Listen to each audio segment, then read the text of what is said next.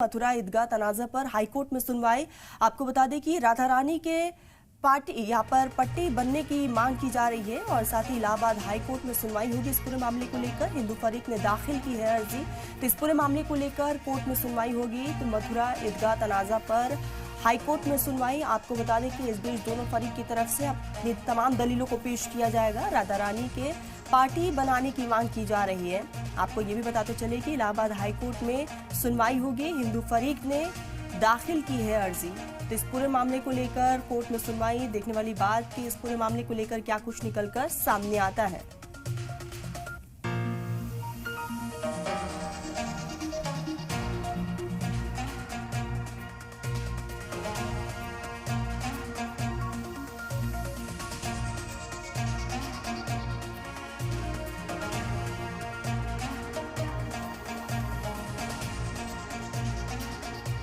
और हाईकोर्ट में सुनवाई है। राधा रानी के पट्टी बनने की मांग बार बार उठाई जा रही है। इलाहाबाद हाईकोर्ट में सुनवाई होगी। हिंदू फरीक ने दाखिल की है अर्जी।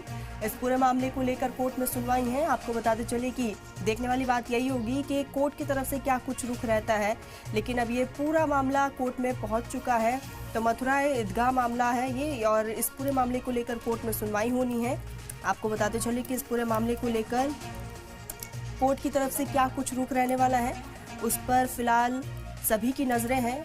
हालांकि इस बीच जो है तमाम दलीलें दोनों फरीक की तरफ से पेश की जाएगी और उसके बाद क्या कुछ रहता है ये देखने वाली बात होगी। हालांकि ये जो तनाज़ा है काफ़ी पुराना तनाज़ा है और इसी पूरे मामले को लेकर आज कोर्ट में सुनवाई होनी है। तो आपको बता दें कि आज कोर्ट में समाअत है और इस पूरे मामले को लेकर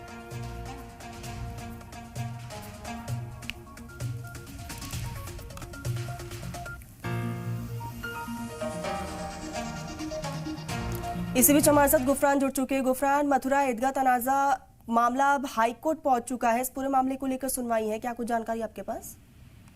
बिल्कुल, देखिए मथुरा शाही ईदगाह और जामा मस्जिद का लेकर के जो विवाद है श्री कृष्ण जन्मभूमि से जुड़ा, उस पूरे मामले में जो 18 अलग अलग सिविल वाद मथुरा में दाखिल हुए थे, उन सब की सुनवाई इलाहाबाद हाईकोर्ट में एक साथ चल रही है, जिसमें सूट नंबर 7 जो है उसमें राधा रानी को पक्षकार बनाए जाने की जो मांग है हिंदू पक्षकारों की तरफ से की गई है।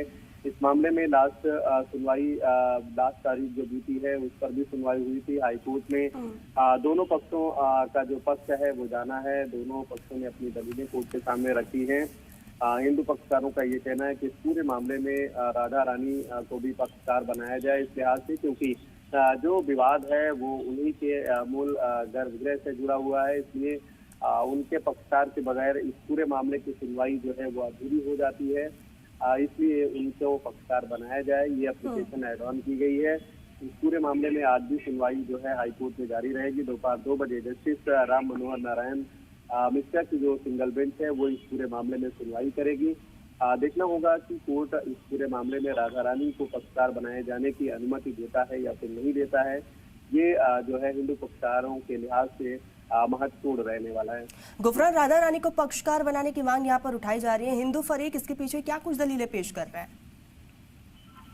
देखिए, पूरा जो मथुरा कृष्ण जन्मभूमि जो है उसके मूल अगर उसमें जाते हैं तो मथुरा वृंदावन बगैर राधा रानी के बगैर उसकी जो है कल्पना नहीं की जा सकती। ये जो दलीलें हैं, ये जो तर्क हैं हिंदू पक्षकारों के जरिए दी जा रही है कोर्ट में, और उनका ये कहना है कि श्री कृष्ण जन्मभूमि में अगर राधा रानी की बात ना हो तो इस पूरे मामले की सुनवाई का कोई औचित्य नहीं होता, या ना ही समझा जा सकता है, ना ही उनके बगैर वहाँ की कोई कल्पना की जा सकती है।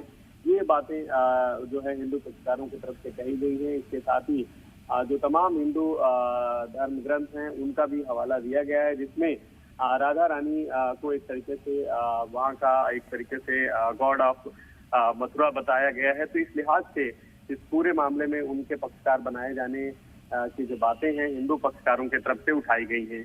जी ठीक गुफरान, तमाम जानकारी के लिए बहुत शुक्रिया आपका। तो आपको बता दें कि इस पूरे मामले को लेकर आज सुनवाई है। देखने वाली बात यही होगी कि कोर्ट की तरफ से क्या कुछ रुख रहता है इस पूरे मामले पर।